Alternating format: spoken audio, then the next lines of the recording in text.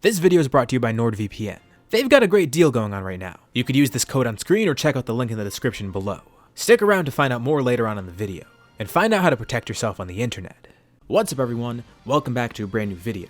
As you could probably tell by the title, yeah, this is kind of a weird scenario. I've done one before where Goku got Ultra Instinct early on. But not this early on. A lot of people were asking me to do the BUU saga specifically because of the Spirit Bomb. And realistically, this wouldn't happen. If Goku fell into the Spirit Bomb there, he'd just die. He didn't have the experience, power, or knowledge that he did have in Super when he fell into that. It acted as a catalyst there because he was almost ready to go Ultra Instinct otherwise. But here it's pretty much impossible. But since so many people asked for it, I'm gonna do it regardless. This probably will need more than one part, so let's hit a like goal of 3,500 likes. Once we hit that, I'll continue with another part to this short series. Anyways, let's begin the story. So as I said, this is pretty much impossible. But if you suspend your disbelief enough, anything can happen. So we're gonna start with the fight between Kid BUU and Goku. Goku creates the Spirit Bomb, pushing it towards Kid BUU, and this is where things begin to change. Kid BUU is able to push it back. The two basically have a contest of tug of war, except pushing instead of pulling. Each one is struggling to push the Spirit Bomb away. But here in this unrealistic scenario, Kid BUU comes out on top, eventually pushing it towards Goku. Vegeta, Mr. Saiyan, and everyone else watches on as Goku seemingly dies from the Spirit Bomb, falling right into it. The bomb then explodes and dissipates. As Kid BUU laughs, beating his chest thinking that he won. Everything seems hopeless now, that was their last shot at winning, and Vegeta's really the only one left to fight. In a desperate attempt, he goes to face Kid BUU, and once again he's pretty much getting his ass beat. He tries to think of something, but this is really all he could do for now. But not too far away, everyone notices something. The entire planet begins shaking.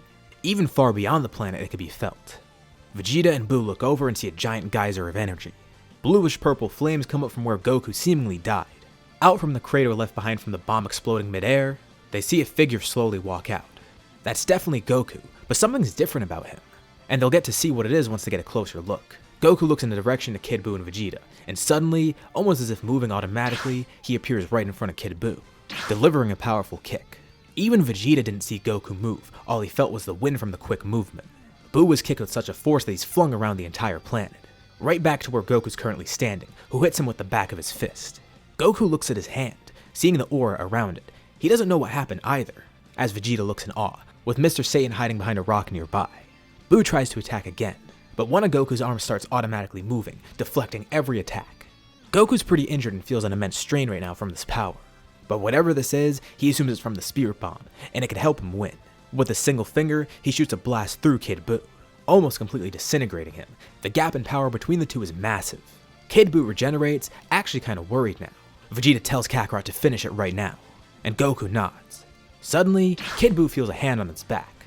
Goku appears behind him in an instant. He launches a blast that shoots right through Kid BUU, disintegrating his lower half.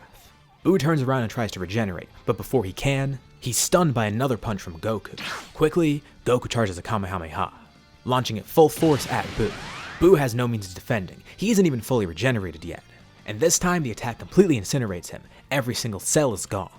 They wait a bit and try and sense his energy, but nothing is there.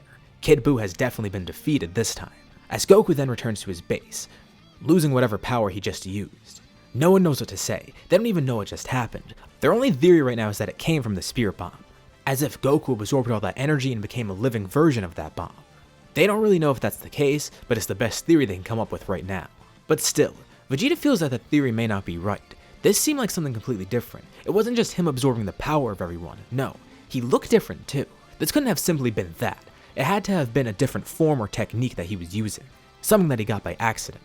Although they don't know what this power was, Goku does get a nice power boost afterwards, not only from accessing it, but the fact that it pushed him almost to death. So once he gets healed again, he gets a beefy Zenkai from it. So even though that's not something he can access yet, hey, he still got a power boost out of it, so it's a win-win regardless.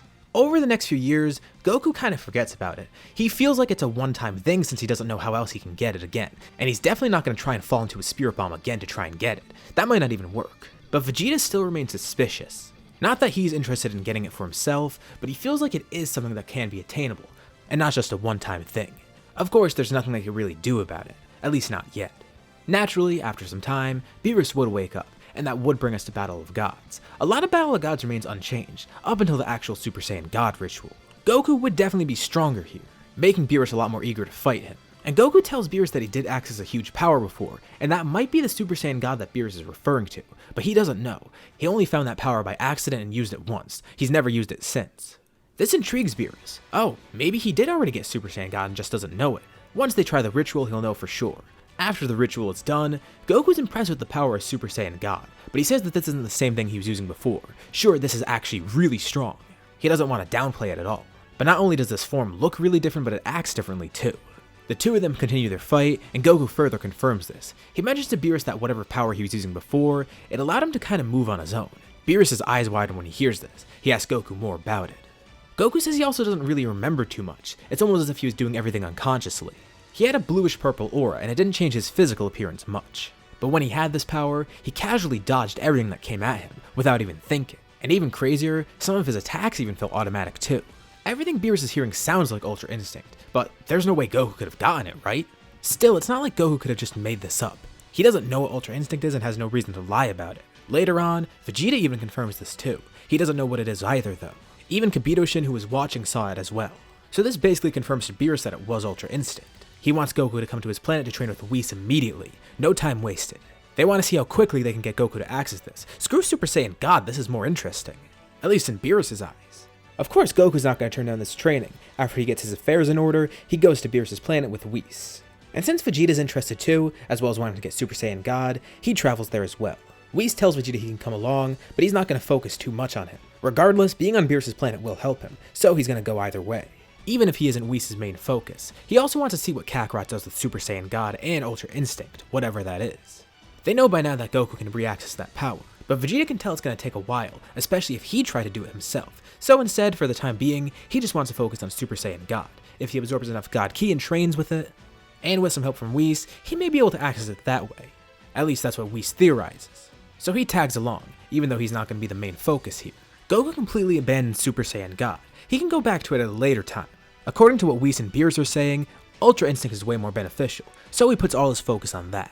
As for Vegeta though, he's purely focused on Super Saiyan God. He knows nothing about Ultra Instinct and would rather go for these forms, because they seem way more reliable.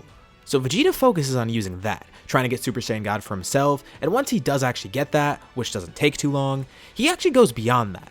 Kakarot's too busy with his Ultra Instinct thing, so Vegeta's focused on himself, trying to go beyond Super Saiyan God somehow, and he has a great idea of how to do that. Goku is making some progress, but it's not going to be quick for him to get Ultra Instinct. Even though he did get it before, it's not like he really remembers because it was a couple years ago. At least he has somewhat of a grasp on it because he did experience it before, but still, it's not going to be an overnight thing. Vegeta getting Super Saiyan God would be much quicker. Within a few months he'd likely be able to obtain it. As Kakarot continues working towards Ultra Instinct, Vegeta instead goes beyond Super Saiyan God, combining it with the power of Super Saiyan and discovering Super Saiyan Blue. Goku, Beerus, and Whis are all interested to see this. It does seem pretty strong, and they're impressed with Vegeta, but there's no reason for Goku to pursue this. He hasn't even been focusing on Super Saiyan God. So that means for now, Vegeta is the only one with this power because he's the only one with any real use for it. And in a way that kind of makes it his own unique form here. Eventually, we get to Resurrection F.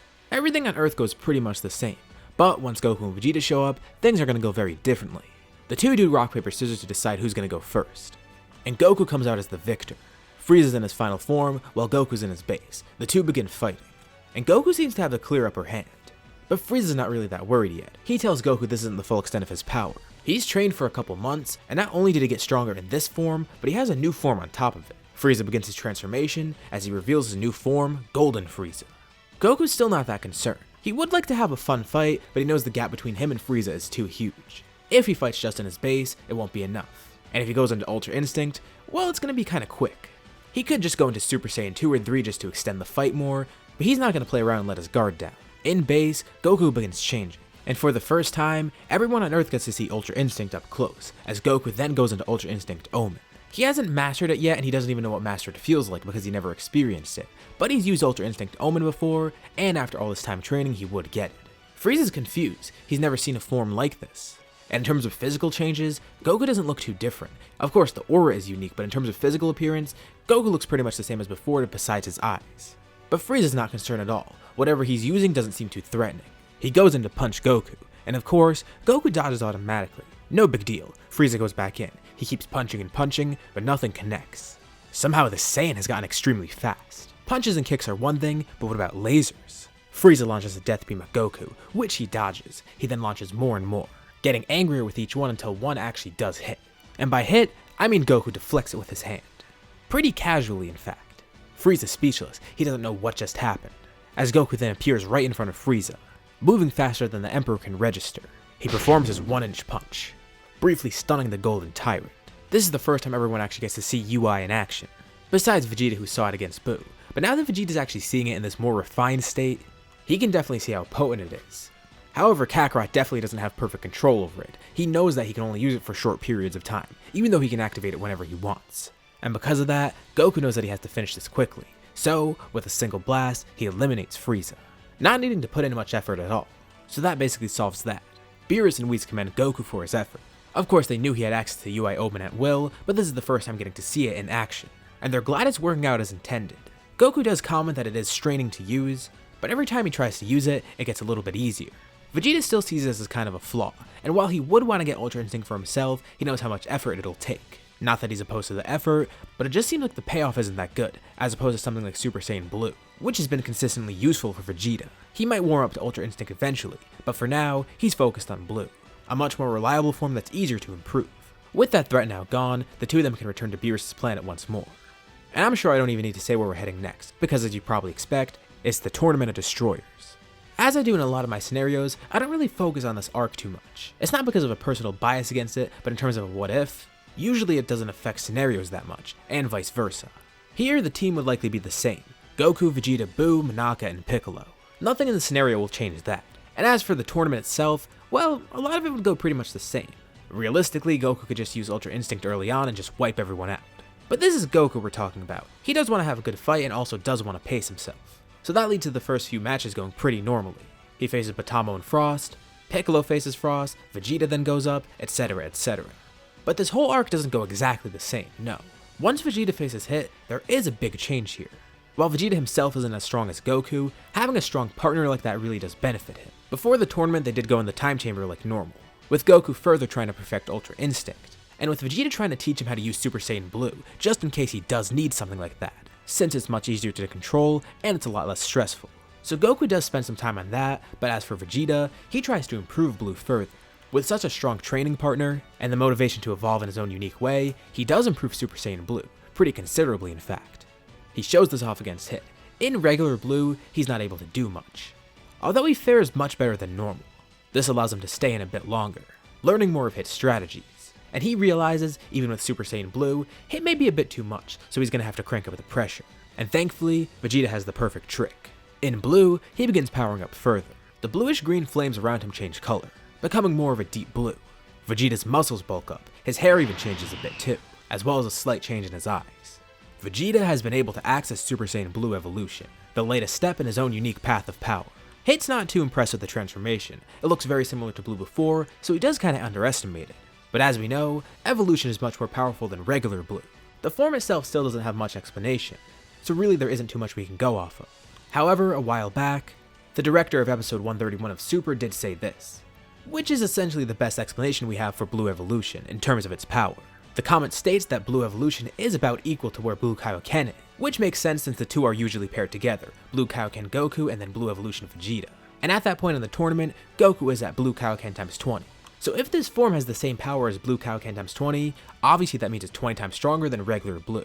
I'm sure I don't need to tell you that that means he's going to win against Hit here. While Goku didn't beat Hit, he did overcome his power with Kaioken times 10 on top of Blue. And this is 2 times stronger than that. On top of that, Hit hasn't progressed as much as he did once he fought Goku. This is his first fight here. And being the master strategist that he is, Vegeta should be able to figure out Hit's abilities and ways around it, especially now with this boost in power. And unlike Blue Kaioken times 10, it's not going to blow him up if he does it wrong. Blue evolution seems relatively easier to control, so Kakarot can keep his Ultra Instinct, while Vegeta will pursue this power. Vegeta takes the win, causing Universe 7 overall to win. Not only did he help save everyone, but he proved himself in the process. Even though he's not going down the same route as Goku, he's still getting powerful in his own way. A reminder to everyone not to underestimate him. One thing I will say though is that things will get very interesting in the next arc. Goku and Vegeta are both much stronger than normal, and that'll definitely affect the next villain, Zamasu. But this part is already getting kinda long, so I guess we're gonna leave off here for now. Thanks again to NordVPN for sponsoring this video. I'm sure a lot of you already know that the internet is a weird place, and you can really never be too safe on the internet. We live in a time where almost everything is tracked. But what if I told you there was a way to avoid all that? A way to dodge all that nonsense and keep yourself safe online? That's where NordVPN comes in. VPNs have a ton of great uses, with security being a big factor when using one. Having a VPN helps secure your information even further. Your IP is hidden and your activity can't be traced back to you. And besides protecting your privacy and security on the internet, it can also help you access a bunch of content that may not be available in your region. Sometimes you may be on a website like YouTube or Netflix, and you'll see that something's not available in whatever country you're in right now. But with a VPN, that doesn't matter. You can unlock any content that's blocked by region. And we've got a great deal going today. You can go to nordvpn.com/SaladSaiyan, which I'll link in the description below, or you could use the code SaladSaiyan and get your discount when signing up. I mean, look at this, come on, $3.56 a month. Plus you get a month free. And you know, considering this helps keep you safe on the internet, it's definitely worth it. So be sure to check out that link below and sign up today. Grab that deal while it lasts. What did you guys think about this scenario in first part? And what do you think will happen next time? Do you think Goku is close to mastering Ultra Instinct? Will Vegeta be able to keep up with him even further? And what'll happen with Zamasu and beyond? Leave your thoughts and suggestions in the comments below. I'll be sure to check them out to see what you guys think. As always, if you liked the video, be sure to drop a like, and let's try to hit that like goal from the beginning of the video so we can get another part to this series. If you haven't already, why not subscribe? As well as hitting the bell icon to get notified about any future parts of this What If, or any other videos that I upload on my channel. Thank you all for watching, and I'll see you all in my next video.